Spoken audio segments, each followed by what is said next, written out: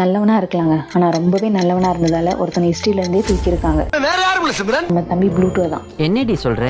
1930 யூஎஸ்ல Arizona state யூனிவர்சிட்டியில client அப்படிங்கிற ஒரு சயின்டிஸ்ட் பிளானட்ல அப்சர்வ் பண்ற இடத்துல நைட் ஷிஃப்ட்ல இருந்திருக்காரு. அப்போ டெலிஸ்கோப் வழியா ஒரு டாட் மூவ் ஆகுறத பார்த்திருக்காரு. உடனே ஐ ஃபவுண்ட் த பிளானட் அப்படின்னு சந்தோஷத்துல கத்தியும் இருந்திருக்காரு. மற்ற சயின்டிஸ்ட்லாம் வந்து பார்த்துட்டு இது பிளானட்னு கன்ஃபார்ம் பண்ணி சோலார் சிஸ்டமோட 9th பிளானட்டா ப்ளூட்டோன்னு பப்ளிஷும் பண்றாங்க. அப்படியே ஒரு 76 வருஷம் ஓடுது. அதுக்கப்புறம் தான் ட்விஸ்டே இருக்கு. சூரியனுக்கு அப்புறம் இருக்க எல்லா பிளானட்ஸையும் அதனுடைய டெம்பரேச்சருக்கு ஏற்ற மாதிரி பிரிச்சு வச்சிருந்திருக்காங்க. இதுல லாஸ்டா நெப்டியூனுக்கு அப்புறம் இருக்கிற ஸ்பேஸை கைப்பர் பெல்ட்னு சொல்லியிருக்காங்க. கைப்பர் பெல்ட்ல தான் ப்ளூட்டோ, இன்னும் நிறைய பிளானட்ஸ், ஐஸ் மாதிரியான ஆப்ஜெக்ட்ஸ் எல்லாம் கூட இருந்திருக்கு. 2005ல இந்த கைபர் பெல்ட்ல எரிக்ஸ்னு இன்னொரு பிளானட்டும் இருந்திருக்கு. இது ப்ளூட்டோவை விட 27% பெருசாவும் இருந்திருக்கு. ஸோ இதையே சோலார் சிஸ்டமோட பிளானட்டா சேர்க்கலான்னு பார்த்தா இதே மாதிரி இன்னும் 100 பிளானட்ஸ் வரிசையில நின்று இருக்காங்க.